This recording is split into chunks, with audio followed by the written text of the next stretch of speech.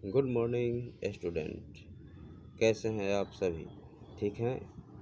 देखिए, आज हम इस वीडियो में बात करेंगे क्लास 9th हिंदी क्षितिज और अध्याय 2। किसका अध्याय 2? गद्यखंड कहानी का अध्याय 2, जिसका नाम था लहासा की ओर। देखिए, क्या नाम था? लहासा की ओर। राइटर कौन थे? लेखक राहुल सांकृत्यायन। हम लोगों ने जहाँ पर समाप्त किया था, ठीक उसके आगे से अब प्रारंभ करेंगे। देखिए, तिब्बत यात्रा के बारे में यह यात्रा वृत्तांत है, राहुल सांकृत्यायन के द्वारा लिखा हुआ।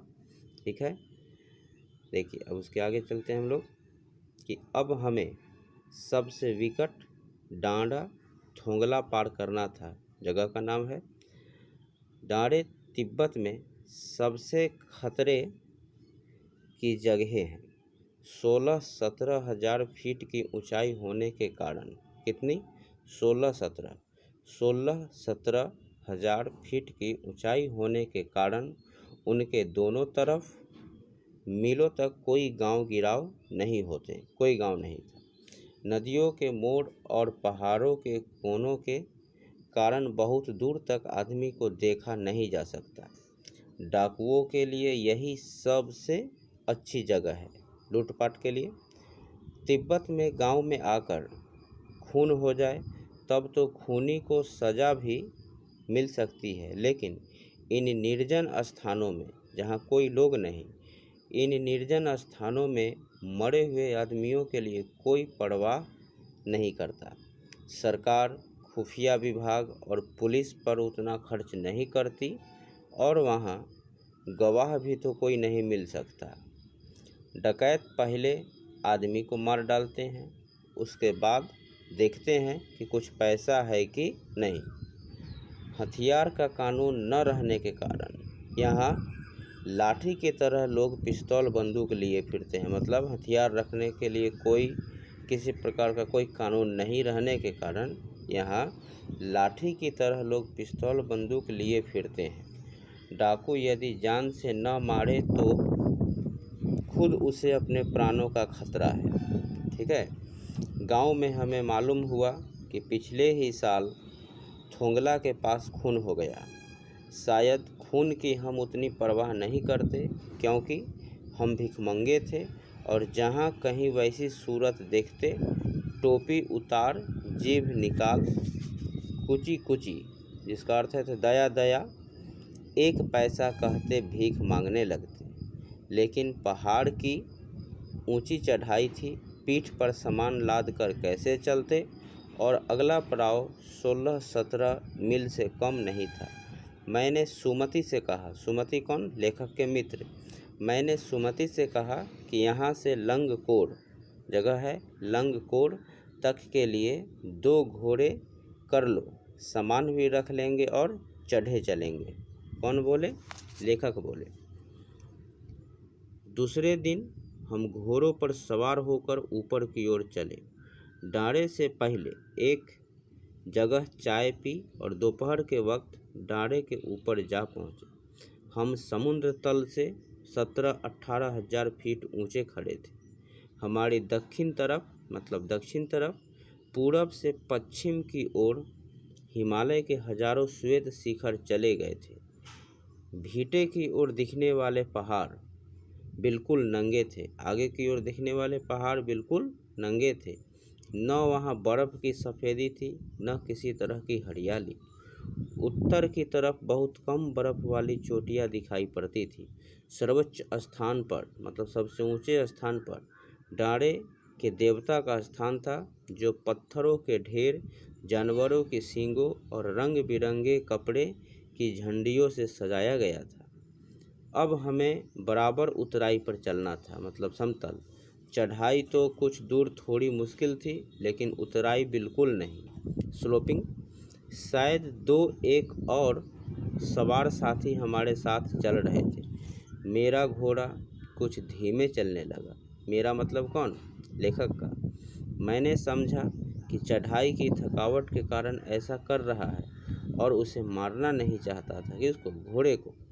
धीरे धीरे वह बहुत पिछड़ गया और मैं दोकिन व कस्तो की तरह देखिए अपने घोड़े पर झूमता हुआ चला जा रहा था। ये जगह का नाम नहीं है, ये लेखक का नाम है। ये इस कहानी के लेखक नहीं, दूसरे कहानी के। जान नहीं पड़ता था कि घोड़ा आगे जा रहा है या पीछे। जब मैं जोर देने लगता तो वह और सुस्त पड़ जाता। एक जगह दो रास्ते फूट रहे थे। कितने? दो। मैं बाएं का रास्ता ले मील 1.5 मील चला गया। आगे एक घर में पूछने से पता लगा कि लंगकोर का रास्ता दाहिने वाला था। फिर लौटकर उसी को पकड़ा, मतलब रास्ता यह भटक गया। 4-5 बजे के करीब मैं गांव से मील भर पर था तो सुमति इंतजार करते हुए मिले। मंगोलों का मुंह वैसे ही लाल होता है, मंगोलों का मुंह वैसे ही लाल होता है और अब तो वह पूरे गुस्से में थे। उन्होंने कहा, मैंने 2 टोकरी कंडे फू डाले, मतलब कि जलावन। 3 बार चाय को गर्म किया। मैंने बहुत नरमी से जवाब दिया, लेकिन मेरा कसूर नहीं है मित्र, देख नहीं रहे हो कैसा घोड़ा मुझे मिला है। मैं तो रात तक पहुंचने की उम्मीद रखता था। खैर, सुमति को जितनी जल्दी गुस्सा आता था उतनी ही जल्दी वह ठंडा भी हो जाता था। लंगकोर में वह एक अच्छी जगह पर ठहरे थे। यहाँ भी उनके अच्छे यजमान थे। पहले चाय सत्तू खाया गया, रात को गर्मा गर्म थुक्पा मिला। देखिए, रात को गर्मा गर्म क्या मिला? थुक्पा मिला। अब थुक्पा में देखिए, थुक्पा का अर्थ पहले देख लीजिए।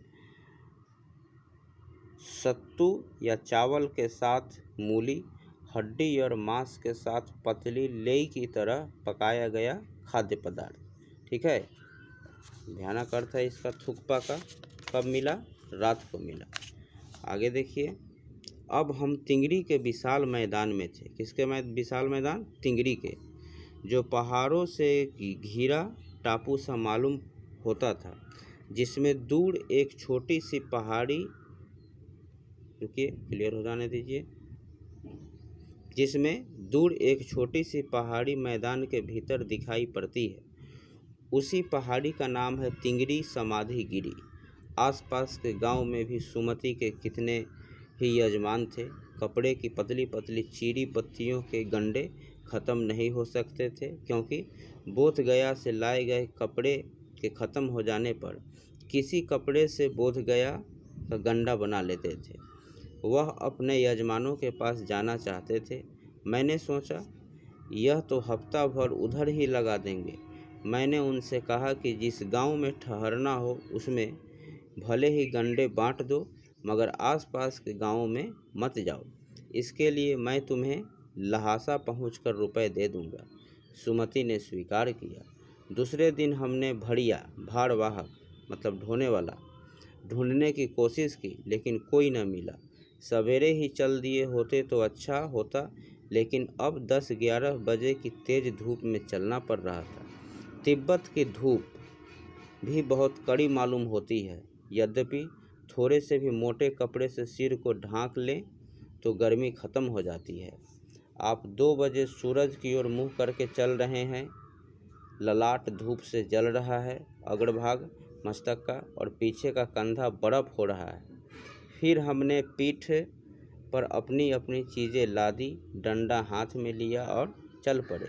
यद्यपि सुमति के परिचित तिंगरी में भी थे, लेकिन वह एक और यजमान से मिलना चाहते थे।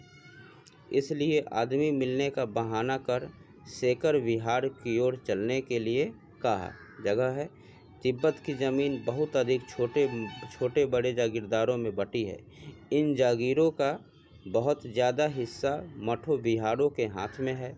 अपनी अपनी जागीर में हर एक जागीरदार कुछ खेती खुद भी कराता है, जिसके लिए मजदूर बेगार में मिल जाते हैं। खेती का इंतज़ाम देखने के लिए वहाँ कोई भिक्षु भेजा जाता है, जो जागीर के आदमियों के लिए राजा से कम नहीं होता। शेकर की खेती के मुखिया भिक्षु नमसे बड़े भद्र पुरुष थे। वह बहुत प्रेम से मिले। हालांकि उस वक्त मेरा भेष ऐसा नहीं था कि उन्हें कुछ भी ख्याल करना चाहिए था।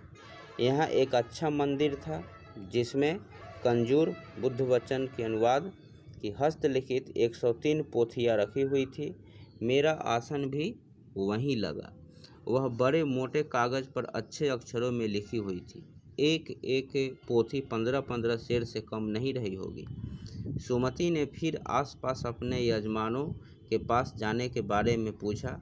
मैं अब पुस्तकों के भीतर था, इसलिए मैंने उन्हें जाने के लिए कह दिया। मतलब वह पुस्तक को देख रहे थे। दूसरे दिन वह गए। मैंने समझा था 2-3 दिन लगेंगे, लेकिन वह उसी दिन दोपहर बाद चले आए। तिंगरी गांव वहां से बहुत दूर नहीं था।